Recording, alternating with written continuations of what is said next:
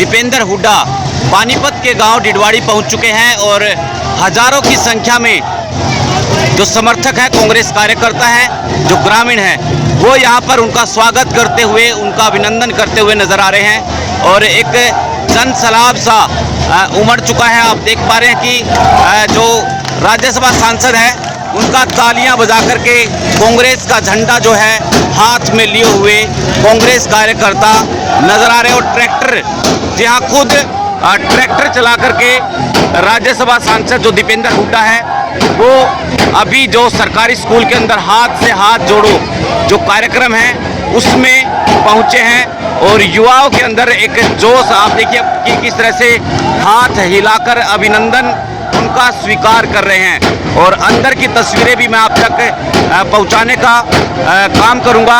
ये देखिए कि फूल मालाओं के साथ यहाँ पर उनका स्वागत ग्रामीणों के द्वारा, हल्का इसराना के लोगों के द्वारा यहाँ पर किया जा रहा है। हमने सारी बात है जो हरियाणा 2014 से पहले जब इनकी सरकार बनी, देश में विकास में सबसे आगे माना जाता था।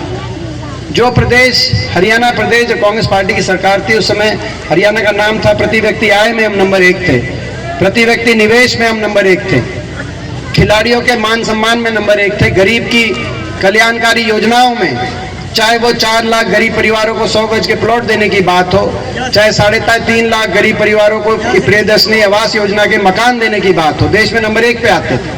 चाहे वो कृषि उत्पादकता की बात हो, किसान के हितकारी फैसलों की बात हो, जो बताया अभी बलबीर जी ने, चाहे गन्ने का भाव वो देश में सबसे ज्यादा अगर कहीं था तो हरियाणा में था, गन्ने के भाव से लेकर धान तक, और कोऑपरेटिव के कर्जे से लेकर और बिजली के कर्जों की माफी में एक गरीब को मदद तक, चाहे बड़े बुजुर्गों की पेंशन हो, देश में सबसे ज्यादा डंके की चोट पे हरियाणा में जब कांग्रेस सरकार थी, हुड्डा सरकार, तो देश में डंके की चोट पर और छुट्टी बोल के बोलते थे कि सबसे ज्यादा बुढ़ापा पेंशन अगर कहीं होगी सारे प्रदेशों में तो हरियाणा के अंदर होगी। ऐसा हरियाणा इनको देके गए थे, हरियाणा के लोगों ने इन पे जिम्मेदारी दी और चंडीगढ़ में खट्टर साहब को एक अवसर मिला। 9 साल के बाद आज वो हरियाणा जो विकास में आगे था, खुशहाली भाईचारे में प्रतीक था, आपस के भाईचारे का प्रतीक था हरियाणा, खुशहाली का, विकास का, आज वो हरियाणा देश में नंबर 1 पे पहुंच गया तो बेरोजगारी में नंबर 1 पे पहुंच गया। आप देखते हो हर महीने रिपोर्ट आती है, केंद्र सरकार की रिपोर्ट आती है, भारत सरकार की, सारे प्रदेशों की बेरोजगारी देखी जाती है। दुख की बात यह, दिल्ली के 3 तरफ हरियाणा तो देश में रोजगार देने में नंबर 1 होना चाहिए, लेकिन हरियाणा देश में बेरोजगारी में नंबर 1। हर घर में एक बेरोजगारों की फौज खड़ी हो गई। ना तो प्राइवेट में इन्वेस्टमेंट हुई, कहीं बड़ा कोई औद्योगिक क्षेत्र लगा। हमारे समय 6 IMT स्थापित किए गए थे, इंडस्ट्रियल मॉडल टाउनशिप, बड़े औद्योगिक क्षेत्र, बड़ी बड़ी परियोजनाएं आई थी। कहीं इंडियन ऑयल आया पानीपत में, कहीं IMT आई मानेसर में, 4 थर्मल कारखाने लगे थे बिजली पैदा करने की, यमुनानगर में, हिसार में, झज्जर में। इनके समय 9 साल में ना कोई औद्योगिक क्षेत्र, ना कोई थर्मल का कारखाना, ना प्राइवेट की कोई बड़ी कंपनी आई, ना इंडस्ट्री आई हरियाणा के अंदर, ना प्राइवेट में रोजगार और ना सरकारी क्षेत्र के रोजगार। 9 साल में उस अनुपात में सरकारी नौकरी जो मिलनी चाहिए थी वो मिली नहीं। धीरे धीरे, चाहे केंद्र सरकार की बात हो, इस तरह की नीतियों पे चले गए। केंद्र सरकार आप देख रहे हो, रेलवे, पोर्ट, एयरपोर्ट, हर चीज प्राइवेटाइजेशन की तरफ, सरकारी नौकरी समाप्त कर रहे हैं। जिसका नुकसान किसको है आपको मुझे बताने की जरूरत नहीं। सरकारी रोजगार धीरे धीरे समाप्त, और से 700 आपको पता है 4 साल के बाद बिना पेंशन घर वापस आ जाएंगे। केवल 200, 5,500 से घटकर केवल 200 पक्की 4 साल के बाद भर्ती में जाएंगे। और आज के दिन फौज में कोई फौजी चला जाए तो किसी के रिश्ते की बात आए तो चेक करना पड़ता है कौन सी फौज में है।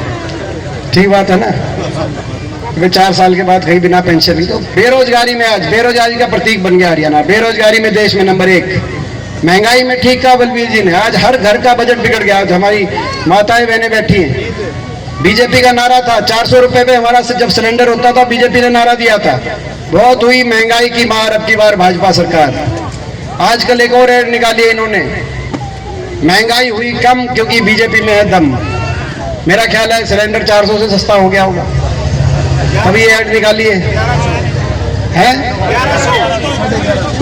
ना ना ना ना था तुम यार ठीक ठीक ला लो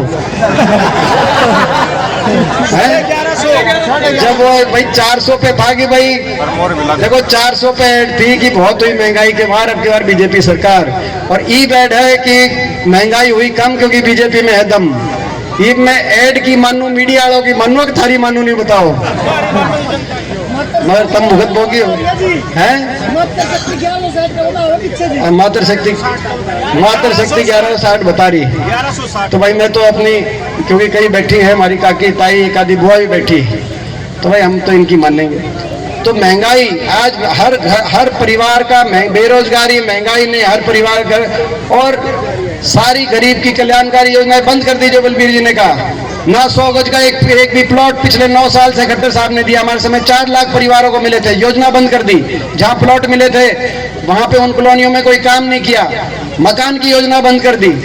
हर साल मकान आते थे प्रियदर्शनी आवास योजना के माध्यम से, 3.5 लाख परिवारों को मकान मिले जब हमारी सरकार थी। 9 साल से एक भी मकान किसी का सैंक्शन हो किसी गरीब परिवार को हरियाणा के अंदर एक मकान भी नहीं आया। यहाँ तक कि किस्त भी, क्योंकि 3 किस्तों में आते थे उस समय, हमारे समय जब सरकार गई तो उस समय किसी की 2 किस्त आई तो तीसरी किस्त भी नहीं आई।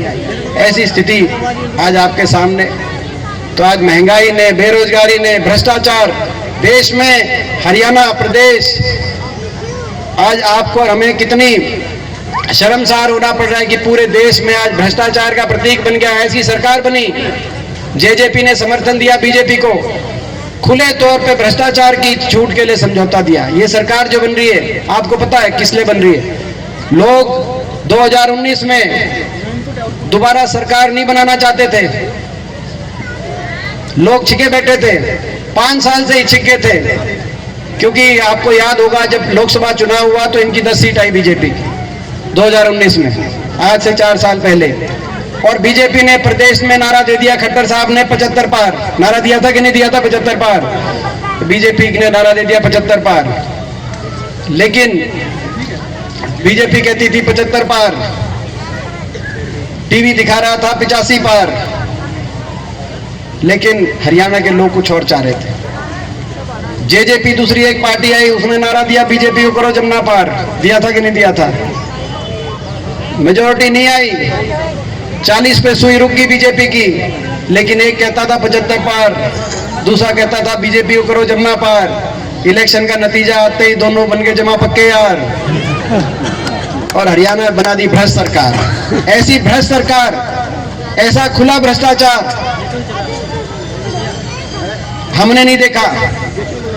सरकार बनी, महकमे बांटे गए, इस बात के लिए नहीं बांटे गए कि किस महकमे से कौन कितना काम कराएगा लोगों का, इस बात के लिए महकमे बांटे गए कि किस महकमे से ज्यादा कौन मलाई खाएगा। विजय, और ये हम नहीं कह रहे, ये इन्हीं के विधायक कह रहे हैं। नारनौंद का एक विधायक है दादा गौतम, नाम सुना होगा, जेजेपी के विधायक है, उनका बयान आया, बोला खोपर बढ़ गया सरकार में, 1 लाख जीवन लग रहा है। बोला 1 लाख पूरा जीवन लग रहा है। मैं पूछना चाहता हूँ, इंक्वायरी हो इस बात की हो, कौन सा खोपर है और कौन पूरा जीम रहा है और क्या जीम रहा है? भ्रष्टाचार नहीं तो और क्या है? खुले में भ्रष्टाचार के आधार पर सरकार बन गई हरियाणा में। लोग नहीं चाहते थे, लोग अगर उस सरकार को, खट्टर सरकार से लोग खुश होते, उन्होंने लोगों के काम किए होते। 14 मंत्री उतरे थे चुनाव के मैदान में आज से 4 साल पहले, 14 में से 12 मंत्रियों को वापस लोगों ने चुन के विधानसभा नहीं भेजा। लोगों ने कहा कि भाई ये 75 पार तो देखी जाएगी, ये जो महाराणा मंत्री है ना ये वापस ना पहुंच जाए भाई।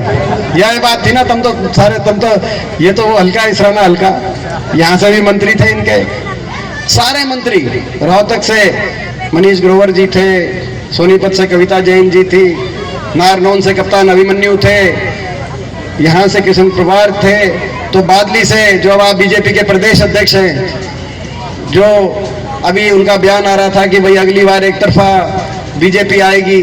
बादली के अंदर कितने एक तरफा आए थे आपने देखा, वहाँ से वो थे, वहाँ से पंडित कुलदीप वत्स जीते कांग्रेस पार्टी की टिकट।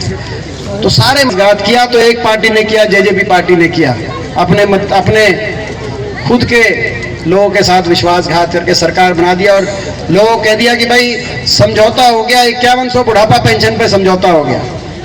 मैं पूछना चाहता हूं आपसे, 4 साल हो गए, वो 5100 बुढ़ापा पेंशन आ गई है कि नहीं आई?